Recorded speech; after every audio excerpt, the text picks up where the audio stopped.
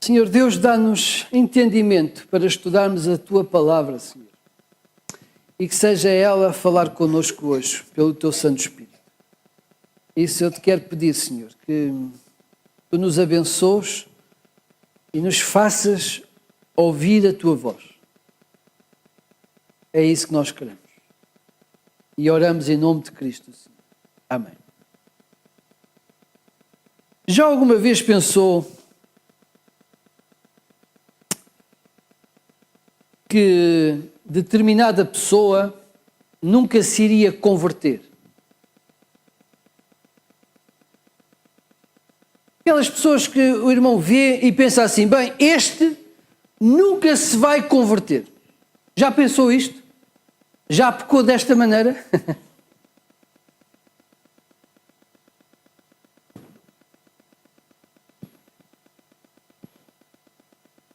Por exemplo, chefe, patrão, colega de emprego,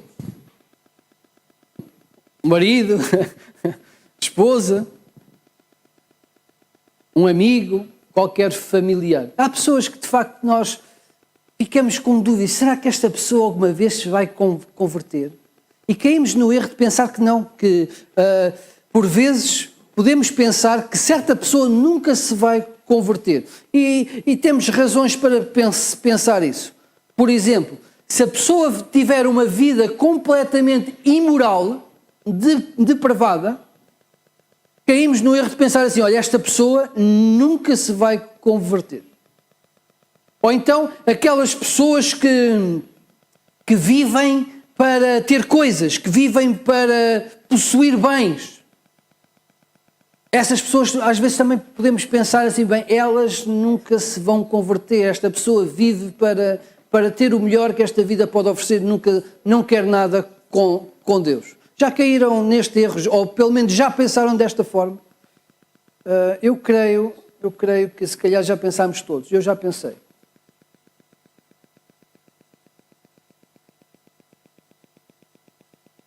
Hoje vamos ver uma pessoa dessas, que à partida nunca se iria converter. Mateus 9, capítulo 9, versículo 9.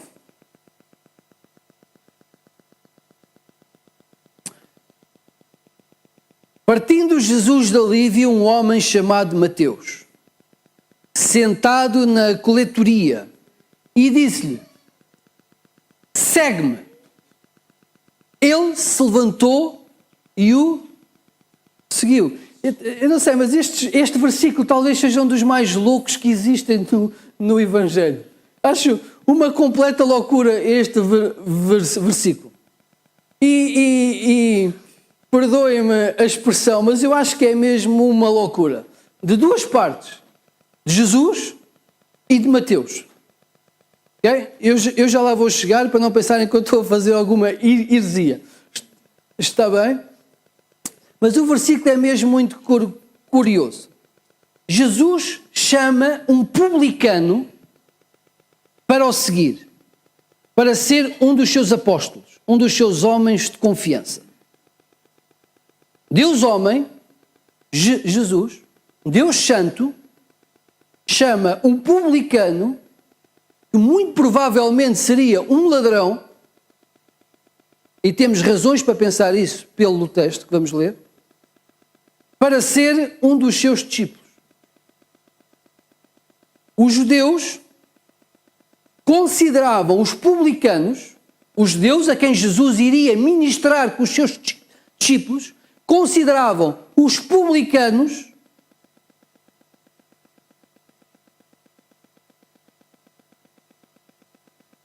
como cães sarnentos. Eles estavam ao mesmo nível do que os cães sarnentos que sobreviviam na Palestina. E é esta pessoa que Jesus chama. Por isso eu dizer que Jesus parece que comete uma loucura. A Palestina, nos tempos de Jesus, como sabemos, estava sob o domínio do Império Romano. E todos os povos anexados pagavam tributo a Roma. E para que os povos pagassem tributo tinha que haver uma organização. Eles não tinham lá o Ministério das Finanças, não é? Mas o sistema estava organizado. E desde que António, procurador de Roma, instituiu Herodes primeiro como governador da Judeia e depois como rei, que o sistema fiscal ficou devidamente organizado. Então, o que é que ele fez? Ele dividiu a Palestina por várias regiões que tinham que pagar tributo a Roma.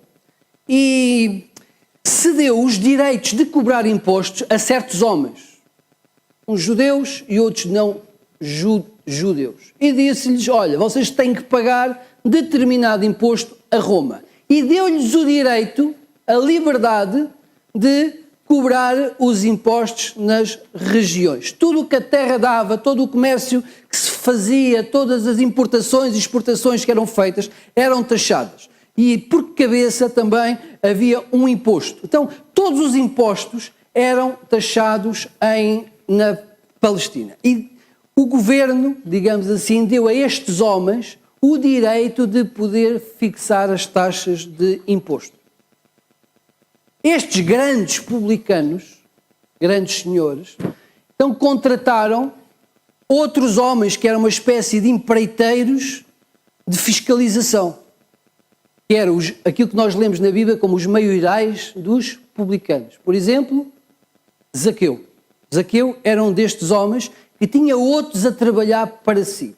E estes homens, estes empreiteiros do fisco, tinham empregados, também eles chamavam publicanos, ou eram chamados publicanos, que trabalhavam para estes senhores, que depois davam o dinheiro aos grandes e estes ao rei Herodes, o grande, que depois fazia-o chegar a Roma. Então era uma cadeia em que toda a gente ganhava muito dinheiro. Quem é que pagava? É o costume. Então, o povo é que pagava isto tudo. Mateus era um da classe mais baixa. Mas como vemos no texto, ele era rico. Pelo menos tinha uma casa muito grande e organizou um banquete para uma multidão de gente. Quer dizer que ele tinha condições de vida muito favoráveis. E estava na parte mais baixa da cadeia. Isto significa o quê? Que os publicanos eram instrumentos romanos de extorsão dos judeus. Além do imposto exigido por Roma, eles cobravam muito acima do pedido, para benefício próprio. Então, como devem imaginar, as pessoas não podiam com os publicanos. Para mais, eles eram antipatriotas, porque eles eram instrumentos do opressor, do inimigo, do império. Eram pessoas que pensavam nelas mesmas, que queriam, eram egoístas, eram materialistas, eram pessoas que viviam com a animosidade daqueles que estavam à sua volta e viviam bem porque tinham dinheiro. Então era uma escolha de vida. A escolha de vida é uma escolha material, baseada em dinheiro, excluindo as pessoas para poderem ter um pouco mais, para viverem melhor. Os publicanos eram materialistas, egoístas, antipatriotas, eram pessoas que tinham colocado de parte a vida religiosa porque os principais religiosos, os fariseus e os escribas, não podiam com eles, acusavam-nos de traidores para com o Senhor. Eles eram o motivo pelo qual o Senhor Deus não libertava Israel das mãos de Roma. Eles eram infiéis. Então, ninguém gostava dos publicanos. Só mesmo a família e outros publicanos. E quando eu disse que Jesus fez uma loucura, é porque Jesus foi chamar um publicano. Imaginem, um publicano para ser um dos seus homens de confiança. A outra loucura que eu vejo neste versículo é a do próprio Mateus. Jesus diz, olha, segue-me. E ele o que fez? Levantou-se e seguiu. Este homem deixou o seu emprego bem remunerado, a sua fonte de riqueza, a sua escolha de vida para seguir Jesus. Ele decidiu ser um publicano, com certeza numa decisão muito bem pensada, porque ele iria sofrer a oposição de todos aqueles que estavam à sua volta. E mesmo assim, ele decidiu tornar-se um publicano. Ele sofreu o desprezo das pessoas. Jesus era exatamente uma proposta de vida contrária àquilo que ele estava a viver e tinha escolhido para si. Mateus era alguém que conhecia muito bem as Escrituras. Nenhum evangelista, nenhum apóstolo, nenhum escritor dos Evangelhos tem tantas citações do Antigo Testamento como Mateus tem.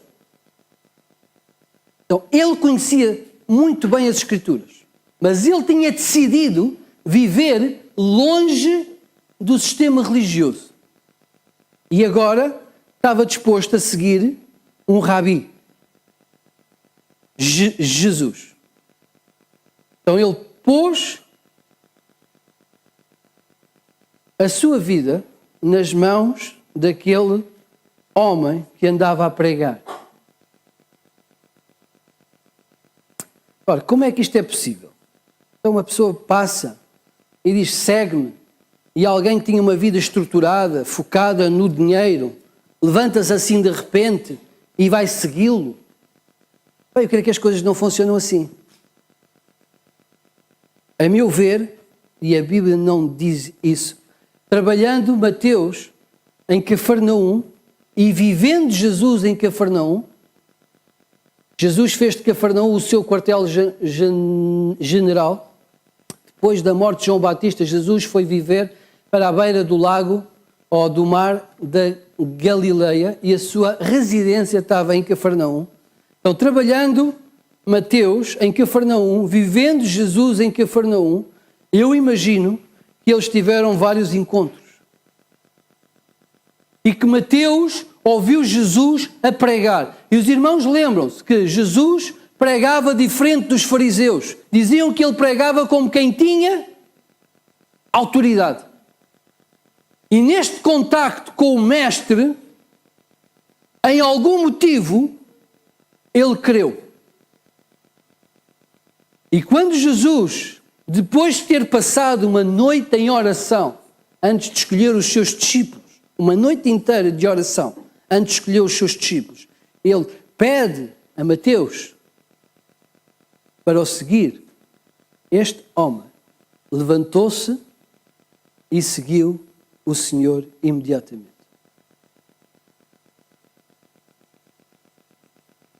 O texto continua, eu peço para que nós possamos ler do versículo 10 ao versículo 13. E sucedeu que, estando ele em casa, à mesa, muitos publicanos e pecadores vieram e tomaram lugares com Jesus e seus discípulos. Ora, vendo isto, os fariseus perguntaram aos discípulos, por que come o vosso mestre com os publicanos e pecadores? Mas Jesus, ouvindo, disse, os sãos não precisam de médico, e sim os doentes. Ide, porém, e aprendei o que significa misericórdia quero e não holocaustos. Pois não vim chamar justos, e sim pecadores ao arrependimento. Então, depois de Mateus ter sido chamado, ele decide organizar uma refeição, um almoço, um jantar, não nos diz, mas ele decide juntar todas as pessoas que conhecia, aquelas pessoas com quem ele se dava, para fazer um jantar de despedida, possivelmente da sua velha vida ou o início de uma nova vida com Jesus. E os convidados eram muito especiais. Nestes convidados, que eram muitos, estava Jesus, os seus discípulos e mais. O que é que diz o texto?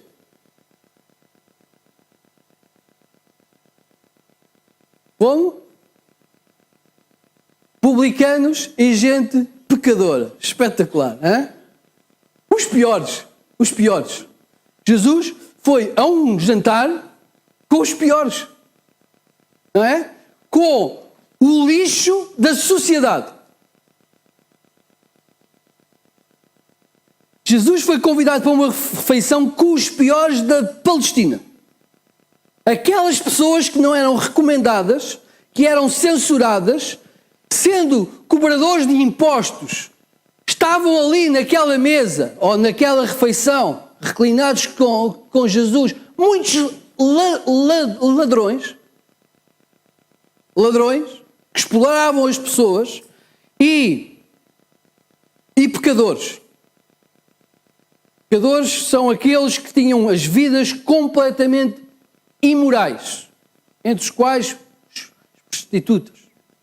Não sabemos que lá estavam, mas os pecadores faziam parte deste grupo. Então eram pessoas que eram vistas e censuradas pela sociedade. E Mateus organiza aquela refeição, chama Jesus, os discípulos e toda aqueles ilustres convidados. Parece loucura. Porque um judeu, naquela cultura, não se sentava com pecadores e publicanos. A intimidade do lar era para partilhar com os amigos chegados, com quem se nutria algum respeito.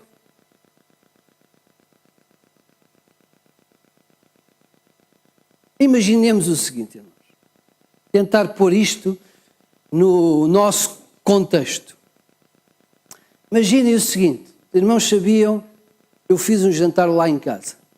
Ok? Fazia um jantar lá em casa. O Marcos dava-me uma receita, ensinava-me uma receita e eu queria fazer um brilharete. Ok? Quem eram os convidados? Os irmãos iam saber. Um pedófilo, um terrorista,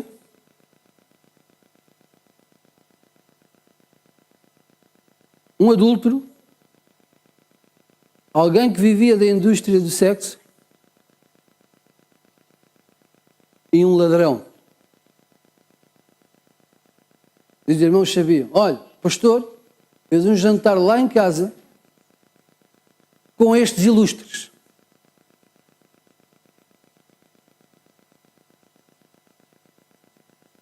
É isto que se está a passar aqui. É isto que se está a passar aqui.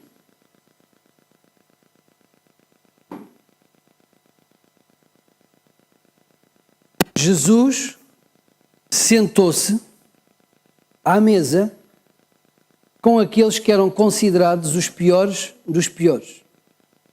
E Mateus diz-nos que eram muitos publicanos e pecadores, Marcos diz que era um grande número e Lucas fala-nos que fez um grande banquete e numerosos publicanos e pecadores. E a reação não se fez esperar. Os fariseus, sabendo deste banquete, chegaram ao pé dos discípulos e começaram a dizer-lhes, então, mas o vosso mestre senta-se ou reúne-se, partilha a refeição com este tipo de gente. Ele tem intimidade com esta gente. Nas entrelinhas está o seguinte, acham que está certo que este homem que fala em santidade sentar-se com pecadores deste nível? Acham que está certo este homem sentar-se com o lixo da sociedade? E a resposta de Jesus é extraordinária. A resposta de Jesus vai dar ao centro do Evangelho, ao cerne do Evangelho. à razão principal, porque Deus se fez homem. E Jesus diz-lhes então: os sãos não precisam de médico, e sim os doentes. Os sãos não precisam de médico, e sim os doentes. O médico, quando aparece um doente, qual é a postura dele? Aceitar a pessoa? Não se quer contagiar com a doença dele, pelo menos procura não, certo? E o sentido da presença do médico na vida daquela pessoa é curá-lo, certo? É que o médico, é isso que nós queremos que um médico faça, não é? E olhe para nós, nos diagnostique a doença certa e nos cure. E foi esta a ilustração que Jesus deu. Olha, os que estão doentes, os que estão mal, precisam de um médico. E a razão de Jesus estar com eles era exatamente esta. Jesus não simpatizava com o pecado deles. Se calhar não simpatizava com o estilo de vida que eles tinham. Como não simpatizou com o pecado daquela mulher que foi apanhada em adultério. Mas não disse para lhe atirarem as pedras. Apenas disse a ela: vai e não peques mais. A resposta que Jesus dá àqueles que o criticavam depois de se ter reunido com Zaqueu é exatamente a mesma. O Filho do Homem veio buscar e salvar o perdido. Jesus estava ali para salvar aquela gente, para curar o pecado daquela gente. É essa a razão. E há uns tempos contei isto aos jovens aqui numa reunião há umas semanas. Estava com uma pessoa que eu até admiro em muitas coisas. E essa pessoa diz-me assim: descobri que um meu amigo é homossexual. E quando eu digo amigo, foi alguém que cresceu com ele. Daram a gatinhar juntos. Cresceram juntos. Fizeram parte da mesma igreja. Na juventude, ele descobriu que o seu amigo tornou-se homossexual. E ele disse-me assim: excluiu do meu Facebook, excluiu dos meus contactos e não quero me sentar com ele de maneira nenhuma. Porque se eu sentar com ele, eu estou a aceitar aquilo que ele é. E eu não quero. Este rapaz, o seu excesso de zelo por fazer aquilo que está certo e colocar-se do lado certo da verdade, ele está a fazer aquilo que o diabo gosta. É excluirmos pessoas. Jesus sentou-se com aquela gente. Jesus sentou-se com aquela gente para lhes ministrar a salvação. Isto é ser sal e ser luz deste mundo. E a passagem continua e diz o seguinte: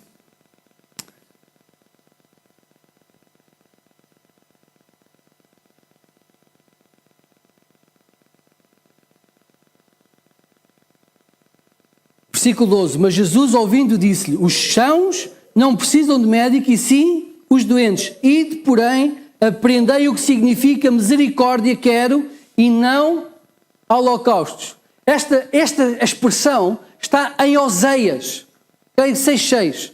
Pagou-se o meu tablet. Esta expressão está em Oseias. E sabe o que acontecia no livro de Oseias? O povo foi acusado por Deus de adulterar contra Deus. O sistema de culto continuava. Eles faziam os mesmos sacrifícios, traziam as mesmas ofertas, mas eles não tinham o coração no Senhor e havia todo o tipo de injustiças, roubos, exploração. Os mais ricos exploravam os mais pobres. E aquela gente ia na mesma ao culto prestar adoração ao Senhor. E o Senhor diz-lhes, olha, eu não quero holocaustos, eu quero misericórdia, porque a misericórdia é o produto de uma vida com Deus, é o amor que nos invade, o amor de Deus que nos invade e que é ministrado aos outros. Misericórdia é nós termos a capacidade de olhar para uma pessoa com os olhos de Deus e nutrir por ela um sentimento que levou Jesus à cruz. Isso é misericórdia, isso é fé. Deus não quer um sistema de religião, ritos. Não, Deus quer que haja amor, que haja misericórdia. E toda a religião que não tem amor e misericórdia é lixo, não vale absolutamente nada. E estavam os principais religiosos a acusar Jesus de ter misericórdia de sentar à mesa com aquela gente que precisava de salvação. Eles, aos seus olhos, eles não eram doentes, eles não precisavam de nada, eles eram bons e na verdade eram o quê? Soberbos. Eram soberbos. E isto é um risco que nós corremos, querido. Nós podemos cair o risco, porque eticamente temos vidas normalmente superiores às pessoas que vivem à nossa volta. Nós podemos cair no risco de olhar para aqueles que estão à nossa volta e julgar-nos inferiores a nós. Mas todos nós somos como aquele Mateus. Querem uma curiosidade? Esta passagem diz que Jesus chamou Mateus. Se forem aos outros evangelhos, a Marcos e a Lucas, não diz Mateus, diz Levi. Porque Levi era o seu nome. Levi significa adesão, aquele que aderiu a alguém, a alguma coisa. E antes de Jesus o chamar, ele aderiu ao dinheiro, ele aderiu ao Império Romano, ele aderiu a uma vida centrada nele próprio e nas vantagens materiais que ele podia ter. Mas quando Jesus o chamou, o nome dele foi trocado, a identidade dele foi outra. Ele passou-se a chamar Mateus. E Mateus significa dom de Deus, dádiva de Deus. Enquanto os outros escreveram que ele era Levi, ele no seu evangelho escreveu que ele chamava-se Mateus, porque ele sentia-se uma dádiva de Deus. Ele não tinha mérito algum de ter sido chamado, ele não tinha mérito algum de ter sido salvo. Ele era um presente de Deus e foi assim que ele se apresentou no seu evangelho. E é o que nós somos. É o que nós somos. Nós somos presentes de Deus. Se somos salvos, temos consciência da salvação. Foi pela misericórdia de Deus, quando nos olhou como doentes, veio ao nosso encontro e nos salvou. Agora, este Mateus, ele percebeu muito bem a missão de Jesus. E quando ele convida para a sua casa os publicanos e pecadores, ele está a fazer exatamente aquilo que Jesus veio fazer.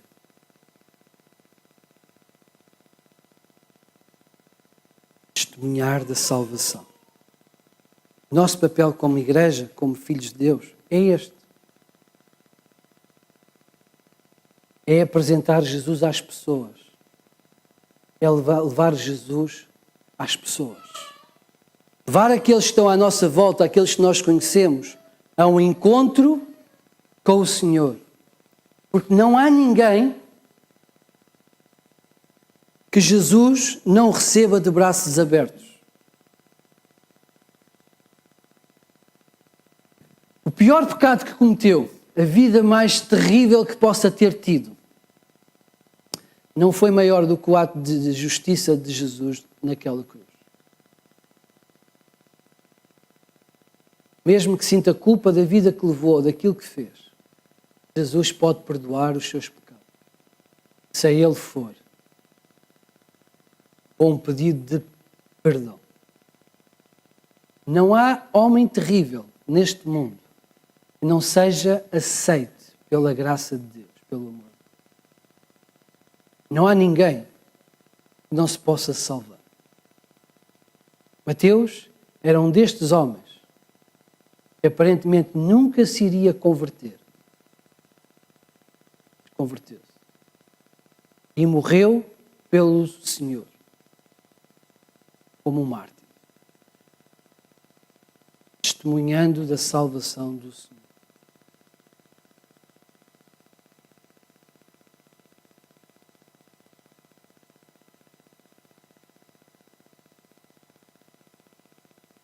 A coisa que eu tenho aprendido, queridos irmãos, ao longo dos anos da minha fé, é a grandeza da graça de Deus. Eu cada vez me sinto menos digno de ter sido salvo. E cada vez sinto maior gratidão por aquilo que Jesus fez na cruz do Calvário por mim.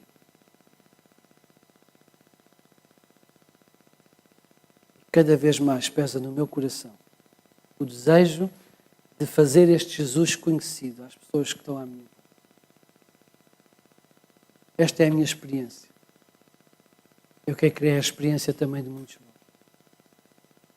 Então, somos dons de Deus, presentes de Deus, mas também somos testemunhas daquilo que recebemos. Que o Senhor vos possa usar no testemunho daquilo que têm recebido em Jesus.